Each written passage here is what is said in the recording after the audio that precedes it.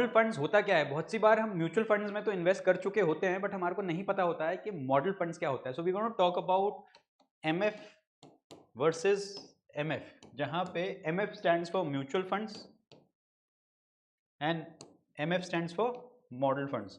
सो बीच basically difference क्या है, म्यूचुअल फंड्स भी इक्विटी मार्केट्स में इन्वेस्ट करता है एंड मॉडल फंड्स भी इक्विटी मार्केट में इन्वेस्ट करता है। फर्क बस इतना है इसकी, यहाँ पे म्यूचुअल फंड्स में कम से कम 50, 100, 150 तक भी आप अंडरलाइंग स्टॉक्स में इन्वेस्ट कर सकते हो। एक फंड मैनेजर सेबी रजिस्टर्ड दोनों ही है, security exchange board of India के तहत दोनों ही रेगुलेट होते हैं।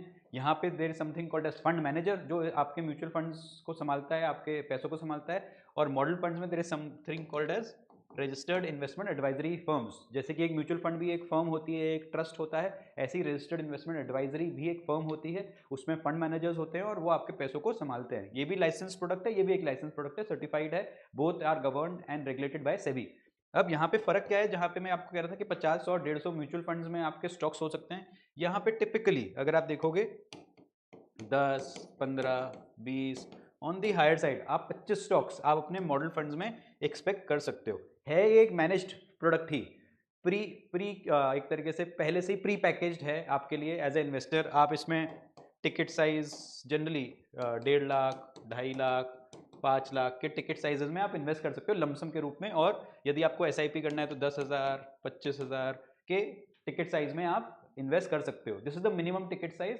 वाई? क्योंकि इसमें डायरेक्ट स्टॉक्स लिए जाते हैं, आपके डीमैट में स्टॉक्स लिए जाते हैं। तो this is actually compare to, अगर म्यूचुअल फंड्स के हिसाब से आप देखोगे तो म्यूचुअल फंड में तो आपको ये पता नहीं लगता है, लिटरली आपको फैक्ट शीट पढ़नी पड़ेगी क्योंकि आपके डीमैट में क्रेडिट नहीं होता है, सिर्फ यूनिट्स क्रेडिट होते हैं, वो भी एनएवी पे। यहाँ पे आपके डायरेक्ट स्टॉक्स क्रेडिट होते हैं और फ्रैक्शनल आप नहीं ले सकते हो, अनलाइक म्यूचुअल फंड्स में आपने मान लीजिए अगर 15,000 रुपये डाले और उसकी एनएवी 10.9 चल रही है तो आपको फ्रैक्शनल यूनिट्स भी मिल जाते हैं। वेराज यहाँ पे आपको फ्रैक्शनल यूनिट्स नहीं मिलते हैं क्योंकि डायरेक्ट स्टॉक्स में इन्वेस्ट होता है और आपके डीमैट अकाउंट में डायरेक्ट स्टॉक का क्रेडिट होता है। The good part is it is discretionary as well as non discretionary. उसका मतलब यह है कि यदि आप एज ए इन्वेस्टर ये चाहते हो कि मान लो 15 से 25 स्टॉक्स हैं या 10 से 15 स्टॉक्स हैं और आप चाहते हो कि एज ए इन्वेस्टर आप खुद डिसीजन लो कि मेरे पोर्टफोलियो में खरीदने के बाद, स्टॉक खरीदने के बाद जो कि एक प्री पैकेज पोर्टफोलियो है, कौन सा स्टॉक बेचा जाए और कौन सा स्टॉक कब खरीदा जाए। Which means as per the RI, जो फंड मैनेजर होते हैं मॉडल फंड्स में, वो आपको बताएंगे, वो आपको प्रॉम्प्ट देंगे, ईमेल पे देंगे कि हमने आपके लिए ये वाली चीज़ें हम एग्जिट कर रहे हैं और ये वाली चीज़ें हम एंटर कर रहे हैं। अगर आप अलाउ करोगे तो ही वो सेल और परचेज कर पाएगा नेक्स्ट सेट ऑफ स्टॉक्स। आप you can not be selective, आपको पूरा हाँ या पूरा ना करना पड़ेगा। और मान लो आप कहते हो no I trust the fund manager, I trust the RI process, then simply आप ऑटो नोटिफिकेशन ऑन कर सकते हो, जो कि एक मोबाइल ऐप के जरिए आप कर सकते हो और फिर ऑटोमेटिकली आपके ट्रेड्स एग्जीक्यूट हो जाएंगे। Very similar to mutual fund. Mutual funds में भी आप किसी फंड मैनेजर को लिटरली बाय एंड सेल की परमिशन तो दे नहीं रहे हो, आपने अपना पैसा दे दिया and then you are leaving it to the intelligence of the fund manager to manage your portfolio. Very very similarly model funds भी होते हैं। यहाँ पे good part is as far as the expense ratio is concern. So SEBI क्या कहती है, कोई सा भी any fund, any manage fund, आप अप टू 2.5% आप मैनेजमेंट फीस ले सकते हो, जिसको एक्सपेंस रेशियो भी कहते हैं, मैनेजमेंट फीस भी कहते हैं। तो कोई 1% लेगा, कोई 1.5% लेगा, कोई 2% लेगा, कोई 2.5% लेगा, बट मैक्सिमम जो आपकी फीस चार्ज होती है एयूएम पे या असेट पे, मान लीजिए आप 10 लाख रुपए लगा रहे हो तो 10 लाख पे जो मैक्सिमम फीस जो आपसे एक फंड मैनेजर आ रहा है, मॉडल फंड्स वाला जो ले सकता है आपसे, वो 2%, 2.5% ही ले सकता है। So if you compare it with mutual fund में जनरली फीस 1.5 से 2% होती है, यहाँ पे 2 से 2.5% होगी। तो आधा 1% का जरूर अंतर आ सकता है as far as management fees is concern. Plus इसमें जब भी कोई बाय एंड सेल होगा, whenever there is any buy and sell of stocks, underlying stocks, there is a brokerage transaction or a transaction fee of 0.5% each time. So typically अगर आप देखोगे, जो हमारा एक्सपीरियंस रहा हुआ है कि अगर 10 लाख का पोर्टफोलियो है तो इसमें 2 से 3 लाख की सालाना पूरे साल भर में 20 to 30% की चर्निंग होती है। सो हाईली यू कैन से रिसर्च स्टॉक्स उसमें लिए जाते हैं, वेल रिसर्च स्टॉक्स लिए जाते हैं और उसमें कब प्रॉफिट बुक करना है, कब लॉस बुक करना है, सब कुछ रूल बेस्ड फ्रेमवर्क में काम किया जाता है। If I just try and give you some glimpse of how it looks is, उसको हम इंटेलिजेंट एडवाइजरी पोर्टफोलियो भी कहते हैं। अगर आप देखोगे हाउ इट वर्क्स इज, यहाँ पे अगर आपको उसकी पूरी प्रेजेंटेशन चाहिए, आप दिए गए नंबर्स पे आप बता भी देना, एंड मतलब आप हमारे को व्हाट्सएप भी कर सकते हो और हम लिंक भी देते हैं, आप मीटिंग हमारे साथ बुक भी कर सकते हो टू अंडरस्टैंड कि इसके क्या फ़ायदे हैं, क्या चार्जेस हैं, क्या रिटर्न्स हैं। Returns as compared to mutual funds very competitive because it's a concentrated portfolio, तो it has a very high chance of giving better returns than a diversified portfolio. Risk भी ज़्यादा होती है, रिटर्न भी ऐसे वाले प्रोडक्ट्स में ज़्यादा हम एक्सपेक्ट कर सकते हैं।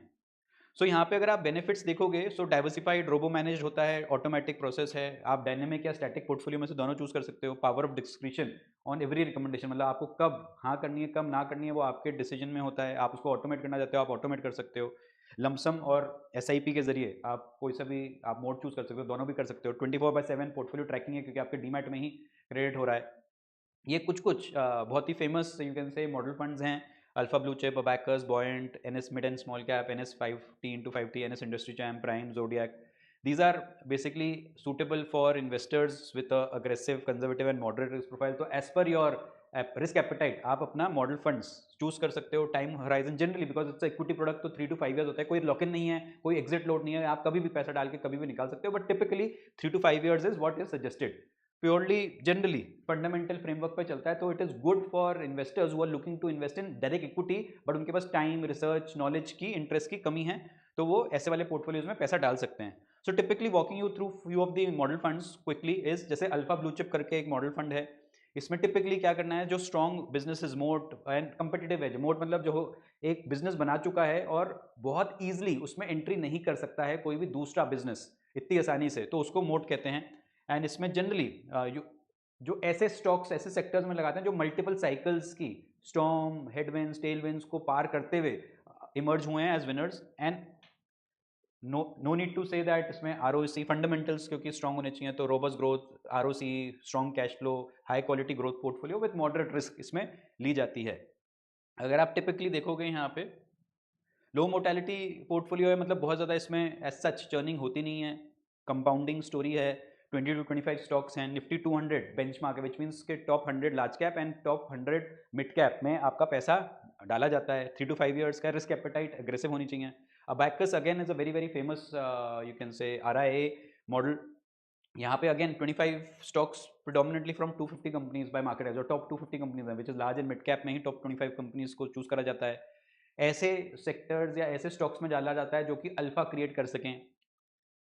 बॉटम अप अप्रोच होती है, एक्टिव मैनेजमेंट है इसमें, तो ये सारी चीज़ें देखी जाती हैं। मीट्स फ्रेमवर्क होता है जहाँ पे मैनेजमेंट, अर्निंग्स, इवेंट्स, टाइमिंग और स्ट्रक्चरल अपॉर्चुनिटी देखी जाती है।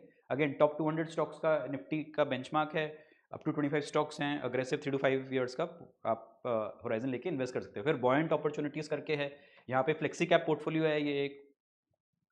So across small, mid and large, who's actually wanting a pure multi-cap or a flexi-cap portfolio, so this is the portfolio to go with.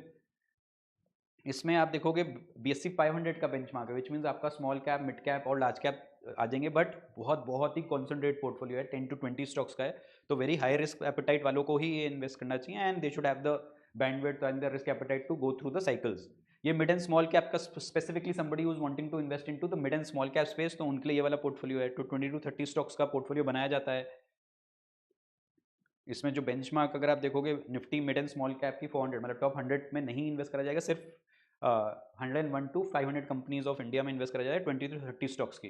Fundamentals पे है, यहाँ पे आप देखिए जैसे रीबैलेंसिंग स्ट्रेटजी भी बता रखी है कि कब करेंगे, that is called rule based investing, कि अगर पोर्टफोलियो स्टॉक अंडर परफॉर्म्स और 2 consecutive swings and exhibits higher volatility, दो stocks get mark for sell और रिव्यू, मतलब अगर 2 बार ऐसा हुआ कि जहाँ पे वॉलेटाइल बहुत ज़्यादा है और अंडर परफॉर्मेंस है स्टॉक की, तो वो इधर सेल कर दिया जाएगा या अंडर रिव्यू कर दिया जाएगा। तो प्रॉपर फ्रेमवर्क में काम किया जाता है और सिस्टम के तहत काम किया जाता है। ये एक 5T into 5 3 which means 5 themes which are going to make India into a $5 trillion economy, उसमें अपॉर्चुनिटीज़ देखी जाती हैं। जनरली 4 to 6 थीम्स, मतलब 5 थीम्स को पकड़ा जाता है। और अगेन ये भी एक मल्टी कैप पोर्टफोलियो है which is small, mid and large cap में आपका पैसा 15 से 25 कॉन्सेंट्रेट पोर्टफोलियो बनाया जाएगा। Industry champ is basically more on the you can से कंजर्वेटिव इन्वेस्टर्स, थोड़े से लार्ज कैप ओरिएंटेड रहेगा, जहाँ पे आप मेनली यहाँ पे आप देखोगे benchmark Nifty large and mid cap में पैसा डाला जाता है। 10 to 20 स्टॉक्स है, अगेन कॉन्सेंट्रेट पोर्टफोलियो, बट यहाँ पे फिर भी कंजर्वेटिव टू मॉडरेट इन्वेस्टर्स जो जिनकी रिस्क एपेटाइट थोड़ी सी कंजर्वेटिव है, वो लोग 3 to 5 ईयर्स के होराइजन से यहाँ पे भी पैसा डाल सकते हैं। प्राइम पोर्टफोलियो है जहाँ पे आप basically long term winner 70 to 70, tactical bets 25 to 30%, which means के एक स्ट्रेटेजिकल होता है कि मेरे को लॉन्ग टर्म इन्वेस्टमेंट करनी है, तो 70 to 75% of the portfolio is made into such a way जहाँ पे लॉन्ग टर्म इन्वेस्टमेंट करेंगे, और 25 to 30% to take care of the tailwinds, to take care of the technicals, to take care of the swings, वहाँ से capture करने की कोशिश करता है ये वाला पोर्टफोलियो। तो यहाँ पे आप देखोगे ये टॉप 200 स्टॉक्स में ही इन्वेस्ट करता है 15 से 20। Last not the least is zodiac. Now this is a interesting one. यहाँ पे निफ्टी टॉप 12 मतलब टॉप 12 मतलब एज पर देम जो 12 निफ्टी स्टॉक्स हैं इन इक्वल वेटेज करता है। तो 50 तो टॉप 50 स्टॉक्स हैं उसमें से भी 12 करता है, बिकॉज ये देखा गया है कि निफ्टी में अगर 15% का सालाना रिटर्न CAGR मिल सकता है ऑन एन एवरेज, तो ऐसे वाले में जनरली 3-5% का अल्फा क्रिएट आप कर सकते हो। So this was little bit on the zodiac. So ऐसे करके आप इसमें लमसम और SIP के मॉडल में आप पैसा डाल सकते हो।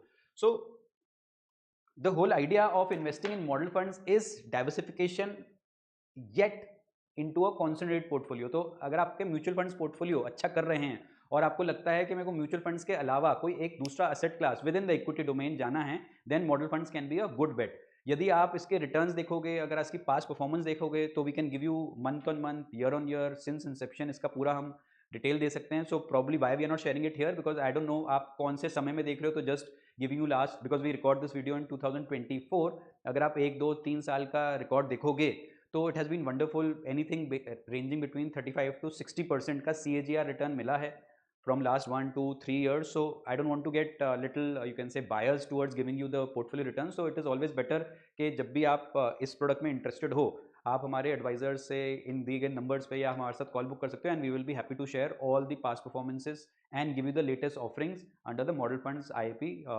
you can say asset class. So thank you so much for the watch. Do like, share and subscribe to our channel in case you've not done so, and spread this video and the word across to as many people as possible so that they can get benefited out of the little initiatives which we are taking in spreading financial awareness. Thank you so much. Namaskar and Jai Hind.